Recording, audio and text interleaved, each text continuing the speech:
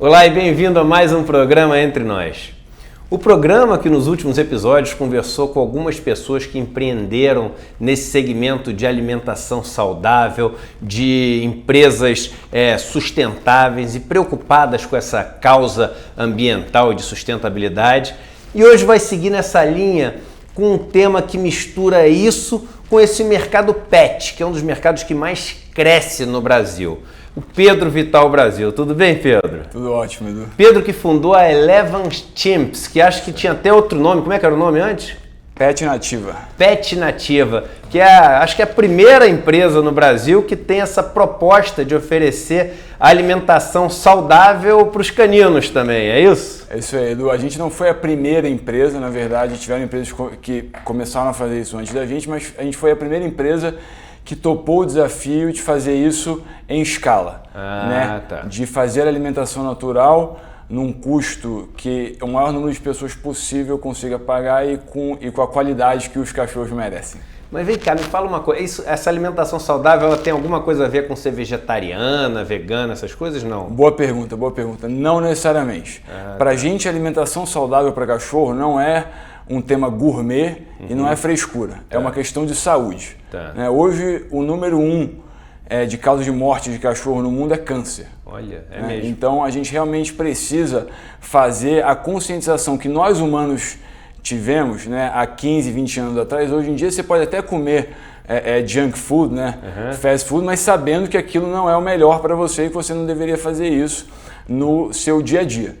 Essa consciência está chegando agora para os cachorros que fazem parte cada vez mais da família do brasileiro e a gente consegue, através da alimentação natural, evitar uma porção de problemas que os cachorros estão tendo hoje. Então, diabetes, insuficiência renal, câncer, como eu já falei. Muito problema cardíaco também. Muito problema cardíaco. Isso tudo causa envelhecimento precoce. E essa comparação que você fez, a ração que a gente compra baratinho assim na esquina, ela seria o equivalente a um fast food nosso, assim, em termos de fazer mal para o cachorro? A gente precisa olhar. Você entrevistou o Ed Calfá outro dia aqui, isso. Da Beyond, e ele tem uma visão muito parecida com a minha, que é você precisa olhar a nutrição muito além da proteína, carboidrato e gordura. O alimento ele deve ser algo vivo. Ou seja, não só o quantitativo, tem o qualitativo daqueles macronutrientes. Exatamente. Então, a gente prega uma alimentação que seja fresca. Então, a nossa alimentação é uma alimentação congelada. A gente usa um equipamento chamado ultracongelador para fazer esse congelamento, para que na hora que o nosso cliente for consumir essa alimentação, 100% dos nutrientes que estavam naquela matéria-prima ainda permaneçam disponíveis para ele ali na hora. Eu tenho muito uma visão evolutiva, assim, quando eu olho para comportamento, eu olho para fisiologia dos homens, dos animais. E os cães, canes familiares, parentes aí do lobo, canes lupus, eles evoluíram sendo carnívoros, lutando pela caça. Então, comendo muita proteína animal, comendo gordura animal, comendo até bastante, porque não sabiam se iam ficar assim, tendo caça no dia seguinte. Não é fácil caçar quando você está num ambiente selvagem. A sua alimentação, ela busca dar essa quantidade de proteína animal que eles precisam também? Porque quando eu fiz a pergunta do vegetariano, do vegano, eu não consigo imaginar o cão como sendo um onívoro. O cão é um carnívoro, Ele é um carnívoro e muito legal você falar isso. O cachorro ele tem 25 ou 30 mil anos de domesticação. Ele está convivendo com o homem há 30 mil anos. Durante 29.950 anos, ele comeu comida. Então isso responde um pouco à sua questão da alimentação também. Indo para esse tema do vegetarianismo, a gente não acredita que o cachorro possa ser um vegano. A gente acredita sim que ele possa ter como fonte de proteína o ovo, que ele tem isso na natureza, várias presas dele, ele come a presa e o ovo também. Então a gente está lançando esse ano uma dieta de ovo, cuja proteína é o ovo. Mas é interessante abordar essa questão, Edu, porque isso é uma ciência e não é uma ciência elementar. Para lançar essa dieta de ovo, a gente fez uma série de análises de laboratório para ter certeza que os aminoácidos essenciais né, estavam ali, né? Que são os tijolinhos, né, que montam os nossos músculos, eles estão todos presentes. Isso, até os aminoácidos essenciais são aqueles que o nosso corpo não consegue fazer pela transaminase, né? Perfeito. Então, ele precisa captar de fora para poder completar aquilo que ele não consegue produzir. Então, tem que comer, senão falta. Tem que comer impreterivelmente. Isso. Não é algo que a gente pode abrir mão, e mais do que isso, nós não somos a favor de fazer uma dieta com uma matéria-prima pobre e você colocar um caminhão de suplementação. Entendi. Né? Nós somos a favor que a matéria-prima esteja na alimentação. Exatamente, que toda a suplementação e todos os nutrientes que o cachorro precisa estejam na alimentação. Agora você me deixou com uma pulga atrás da orelha. Quem é vegano, então não pode ter cachorro.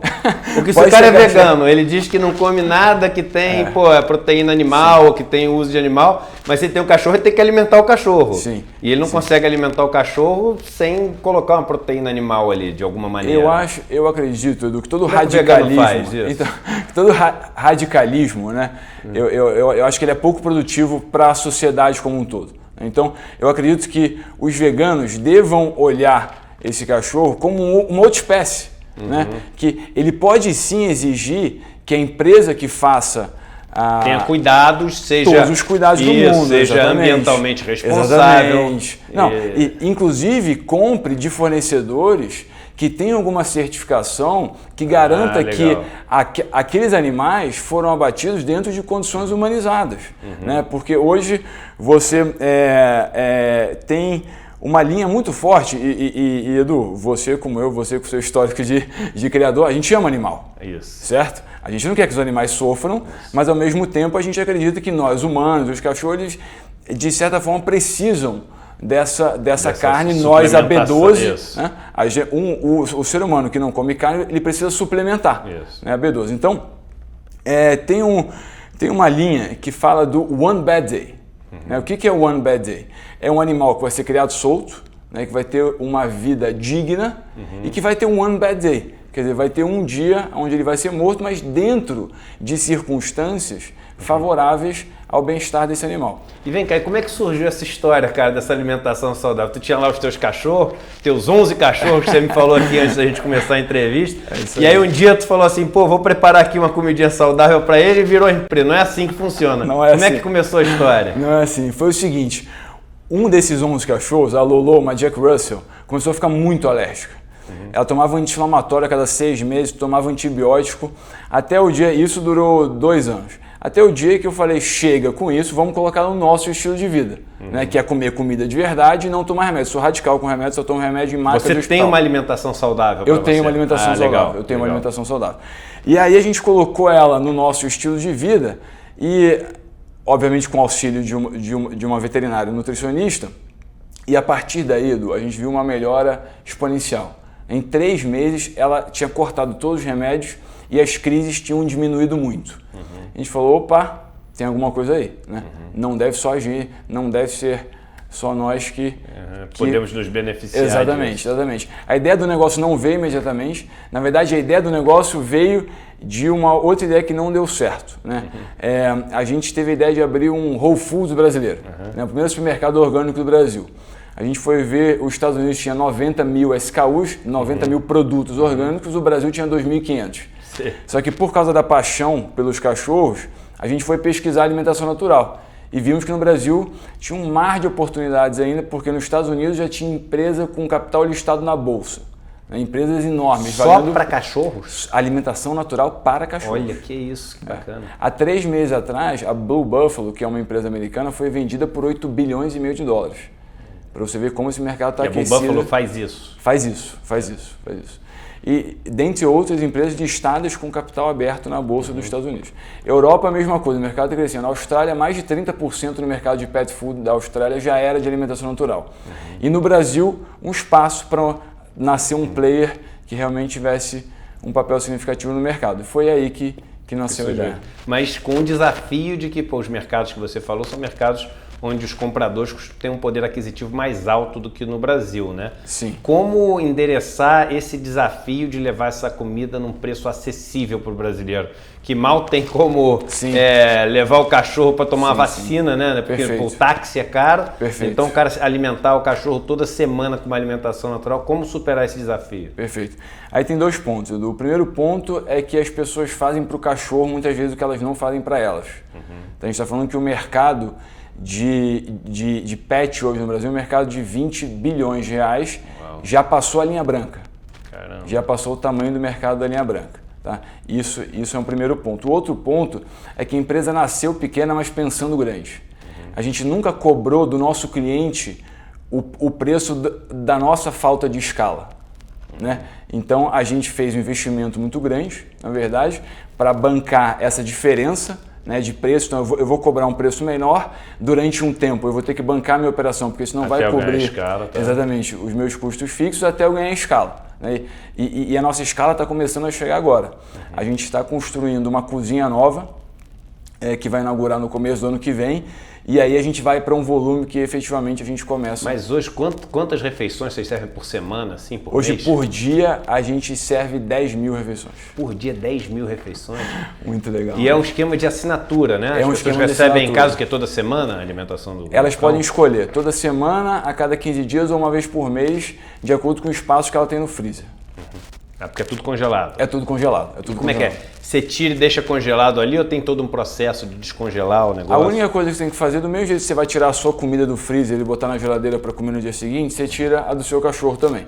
Então você deixa na geladeira para descongelar e no dia seguinte é só você oferecer gelada mesmo, não precisa esquentar. Alguns clientes, obviamente, a imaginação das pessoas é infinita, né? Então tem gente que esquenta com um fiozinho de azeite. Pode ser, elas fazem o que a gente consegue imaginar. Se é um Lulu da Pomerânia, põe um azeite trufado em cima, põe um esqueminha assim mais chique. Exatamente. E vocês já estão em alguma das grandes redes aí de pets?